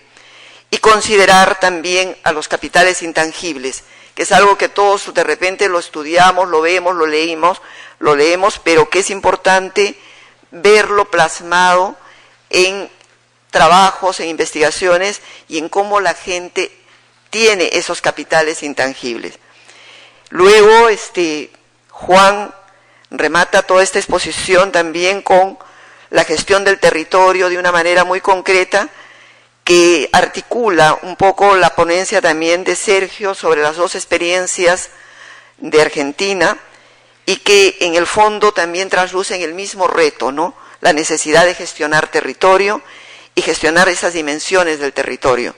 Creo que en la exposición de Juan, el tema del consejo público-privado, la sociedad civil como un espacio, es algo importante que debemos de trabajarlo y debemos de discutirlo más para poder entenderlo y para poder aplicarlo. Hay otro punto que articula todo esto, que es el tema de la gobernanza, y en eso se pone la experiencia de la mancomunidad de la cuenca del río Lurín, en la cual se plantea el tema del manejo sustentable de los recursos, esta importante valoración del territorio, que creo que el día de hoy muchos de nosotros lo estamos despertando a eso, y creo que con mucho entusiasmo. Y el desarrollo de las capacidades también tanto de los municipios, de las organizaciones sociales y también de las empresas que participan de estos retos. Esto en su forma conjunta plantea un fortalecimiento de la democracia y un fortalecimiento de la ciudadanía, que creo que en el fondo son los elementos que nos llevan a todos a plantear principalmente a nuestros gerentes sociales los nuevos retos y las habilidades necesarias que debemos de tener y que debemos también enseñar nosotros como docentes para poder responder a los problemas sociales, responder a la ciudadanía y responder a las poblaciones más vulnerables que necesitan de respuestas ya. Creo que esto es un pequeño resumen que he tratado de hacer para poder pasar a las preguntas del público. Yo voy a pasar las preguntas a cada uno de nuestros expositores para que puedan responderlas. No sé si hay más preguntas.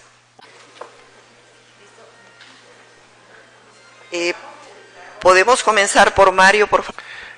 Bueno, agradecemos las 4 preguntas que llegaron a la mesa. Básicamente se está indagando sobre la sostenibilidad y lo sustentable de la empresa social en torno al fortalecimiento de la identidad de las personas, a los temas de liderazgo y a temas que tienen que ver con la relación líder-comunidad. Abordo estas 3 preguntas inicialmente. A ver, uno de los problemas que tenemos los seres humanos es que creemos que el liderazgo es algo que uno hace con los demás. Y en la base del concepto de la empresa social está la capacidad de reconocerse socio.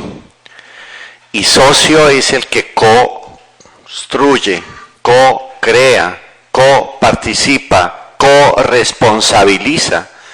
Entonces, de ahí que una de las tensiones más fuertes y que los drivers estimuladores del desarrollo de la empresa social sea la confianza. Ustedes y yo sabemos que construir confianza no es un acto de legitimidad por decreto, es un acto de humildad en el conocimiento y es una capacidad de habitar en el otro. Por eso, ayer el liderazgo es más bien una situación colectiva que asume distintos rostros en la representación. Por eso, si bien las empresas sociales tienen representantes legales, el problema del liderazgo se asocia a las competencias y capacidades que la empresa social atiende. En segundo lugar, creo muy importante rescatar la palabra identidad personal, en la medida en que, a diferencia de la empresa capitalista, por bautizarla de alguna manera, no en antagonismo sino en complementariedad, la empresa social rescata del individuo su capacidad de gestar, transformar, transformándose, pero una transformación que supera el concepto de algo desconocido, y es que toca la realidad, participa de la realidad, y eso solo se puede hacer con una conciencia clara de sí mismo, con una conciencia de ciudadanía, con una conciencia de habitabilidad en lo local, de reconocimiento de lo institucional, de encarnación de valores civiles, políticos, culturales. Por eso la identidad no se suplanta con la sociedad, la identidad se enalza, se visibiliza, de alguna manera se realza en su verdadera dimensión. Los oficios que vienen desempeñando las empresas sociales no son las economías tradicionales asignados al mercado de los pobres. Como venga, ocúpese de hacer algunas confecciones, qué sé yo, un carrito de perros, qué más se le ocurre a usted, cosas de culinaria o de gastronomía, pero que no tengan valor agregado, no. Hoy estamos pensando en empresas sociales también que participen en economías de gran escala, empresas culturales y creativas, empresas que se articulen en una cadena de desarrollo de proveedores a sistemas realmente industriales. Ahí también, y que administren la oferta de derechos y oportunidades en el sector público. La relación líder-comunidad es una relación también de vaso comunicante, y ahí se requiere una atención especial a cuáles son los legitimadores de la confianza de la comunidad frente al liderazgo que se viene ejerciendo al interior de ella. Por ser un concepto apenas en desarrollo, los límites son bastante intangibles entre la responsabilidad de liderazgo y la responsabilidad de socio. Tal vez uno de los mayores, por lo menos hablo de nuestra experiencia, cuando hoy reviso, hemos dado oportunidad de creación en los últimos 5 años a 14 empresas sociales, como les dije, y uno observa cuál es el grado de madurez de las personas que hoy participan en esas organizaciones. Uno podría entender que la comunidad la que les ha dado ese estatus. ¿Y por qué? Porque la comunidad valora la participación de la empresa social en la economía local, pero en una economía no solo de valor de intercambio, sino de valor de seguridad, de cultura, de identidad, de respeto, de soberanía, donde es una traductora de valores al interior de la misma, y donde, como alguien escribió en la pregunta, una de las reciprocidades en las empresas sociales no hay el concepto de ganancia, está en sinónimo, es el concepto de excedente. Una tercera parte para las socias y los socios que no lo reciben en cash, sino lo reciben en servicios para ellos o sus familias. Una segunda tercera parte que se recibe en capitalización de la empresa, y una última tercera parte que se recibe en redistribución de beneficios para la comunidad que ella habita.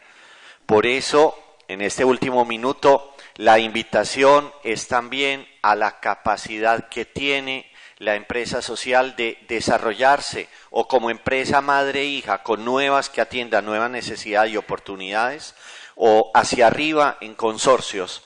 Por eso hoy, por ejemplo, en Medellín estamos trabajando en empresas sociales de profesionales expertos en contaduría, en derecho, en tributario, en civil, en salud, que le vendan sus servicios que las empresas sociales individuales necesitan partes de contaduría, partes de asesoría técnica, legal, asistencial.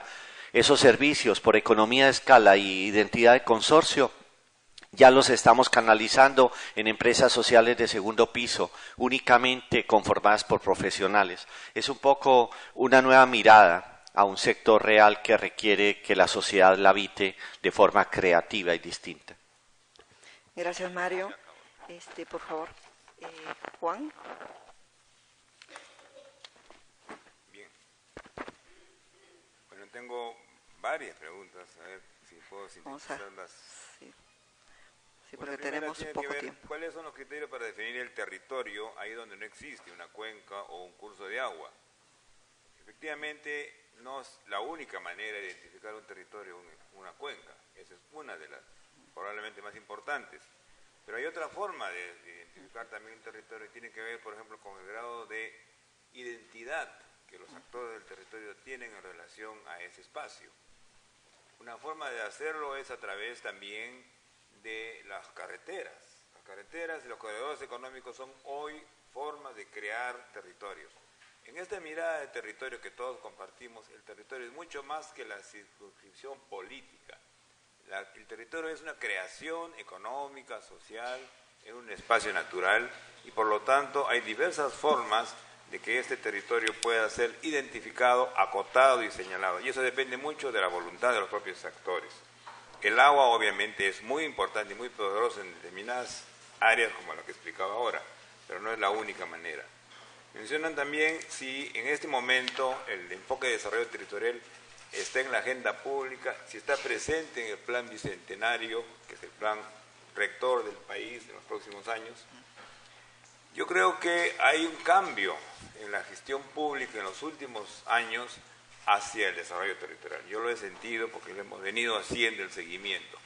Y particularmente en los 2 últimos años me parece muy importante que un sector tan importante y que en nuestro país, como decimos popularmente, corta el queso, como el Ministerio de Economía y Finanzas, haya empezado ya a establecer instrumentos de gestión a favor del desarrollo territorial. Y particularmente 2. Hace poco una normativa del Ministerio de Economía y Finanzas ha creado la posibilidad por primera vez de generar proyectos de inversión pública con enfoque territorial, favoreciendo la integración de distintas unidades que pueden estar en una provincia, en un distrito o en varios distritos en función de una obra de este tipo. Y ha empezado a trabajar por primera vez con el marco de la gestión por objetivos y de gestión por resultados, planes de desarrollo donde los resultados por naturaleza son resultados multidimensionales y está empezando a crear los instrumentos de gestión para hacer el seguimiento.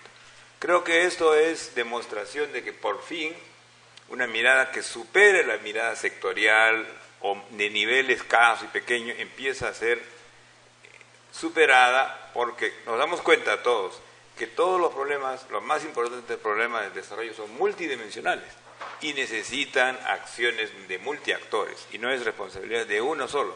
Y en esto hablamos de la empresa privada también, de la sociedad civil y obviamente del gobierno. Mencionan qué alternativas de prevención hay, además de las que hemos mencionado, para enfrentar un problema que es muy grave en el caso de nuestro país, que es el friaje. El friaje es probablemente el drama anual que todos sentimos cada vez que por el cambio climático cientos de niños de las zonas altoandinas mueren y miles de animales mueren también.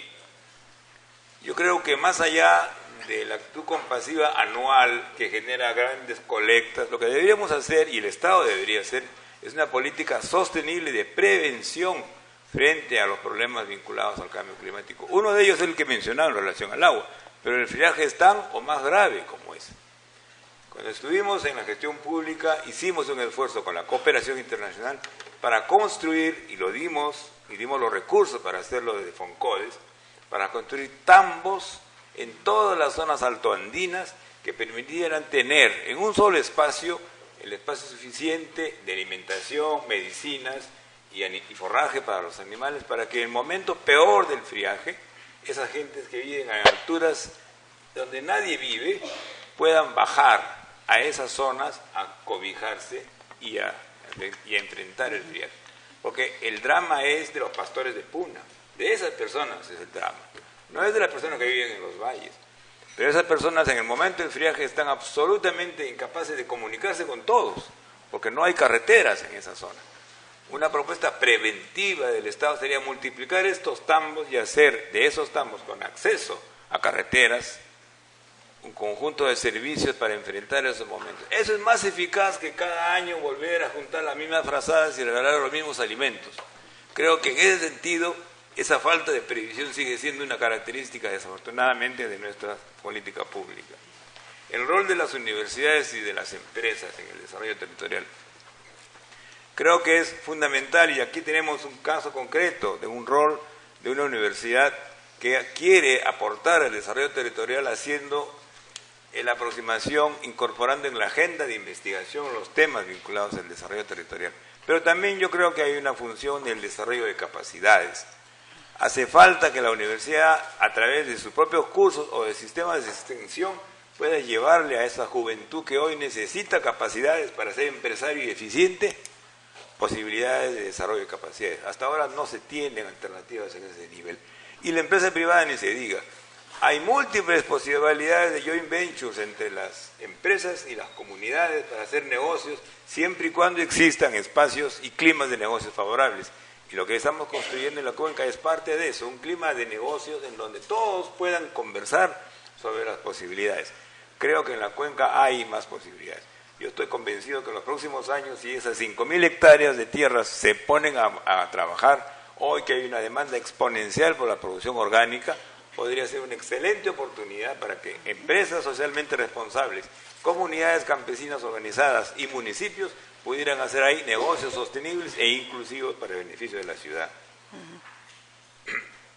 Mencionan otro tema que es muy importante, ¿cómo hacer que estos acuerdos pervivan más allá de la rotación de alcaldes y funcionarios? Ese es un problema central. En la mayor parte de nuestras experiencias, cambia el alcalde y cambian todas las políticas. La mejor manera de enfrentar esto es construyendo estos consensos políticos y sociales más allá de los alcaldes. Y por eso que este diseño de mesas público-privadas es una alternativa. Si en esa mesa se define un plan, se definen compromisos que convienen al alcalde, pero también a la región y al gobierno central, pero también a la empresa privada que tiene ahí un asiento y que hasta ahora no lo cumple, y a las organizaciones de sociedad civil, las condiciones para mantener el acuerdo, y estos acuerdos de gobernanza son mayores que si solamente se queda en la buena voluntad del alcalde. Y finalmente, una pregunta que realmente no entiendo muy bien, pero que de todas maneras es interesante. ¿Qué alternativas para el desarrollo territorial podría tener la desalinización del agua de mar? Es interesante. Existen ya alternativas que han empezado a hacerse para desalinizar el agua de mar de manera cada vez más sostenible porque los costos están reduciéndose de manera sensible. Y es cierto que hay áreas de la costa peruana o ciudades de la costa peruana a los cuales la posibilidad de llegar agua desde las partes altas de la cuenca son altas, difíciles y costosas. Y tal vez en ese escenario, para un desarrollo inclusivo de esas poblaciones alternativas como la que ya empieza a crearse ahora, aquí tenemos cerca de Lima una primera planta desalinizadora para dar agua justamente a muchos territorios en Lima Norte. Esa alternativa pionera pueda reproducir. Y aquí creo que es muy importante la posibilidad de que las empresas privadas grandes que tienen intereses en zonas costeras y que a los cuales les interesa sustancialmente agua fresca para ellos, puedan pensarlo también en los vecinos y en las poblaciones que los rodean para hacer también de esos negocios inclusivos. Muchas gracias. Gracias, Juan. Sergio, por favor. Un minutito solamente te voy a robar, Rita. 3 cositas finales. Una, respecto de la definición de qué es territorio, agregándole algo más a lo que Juan comentaba.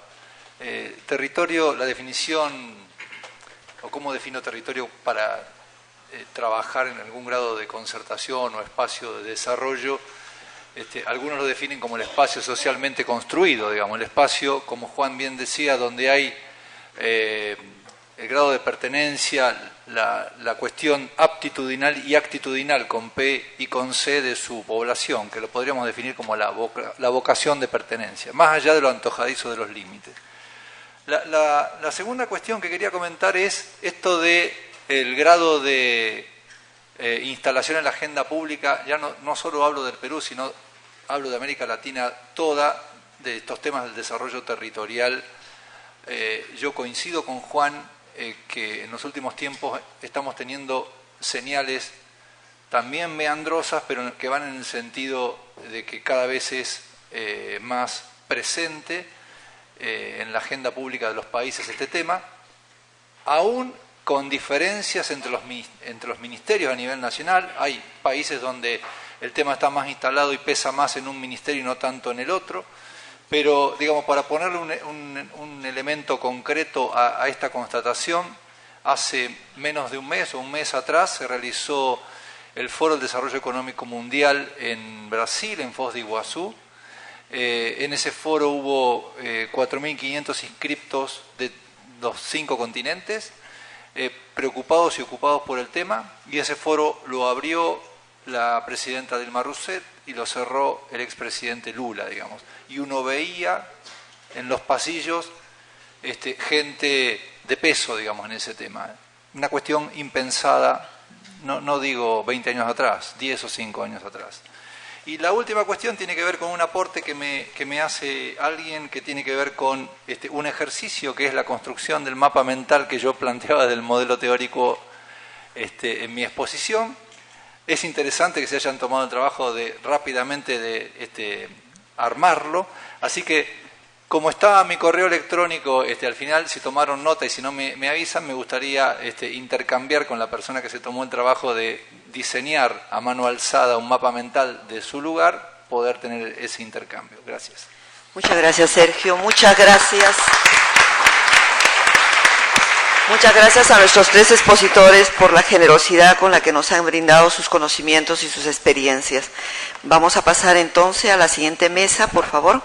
Muchísimas gracias a todos.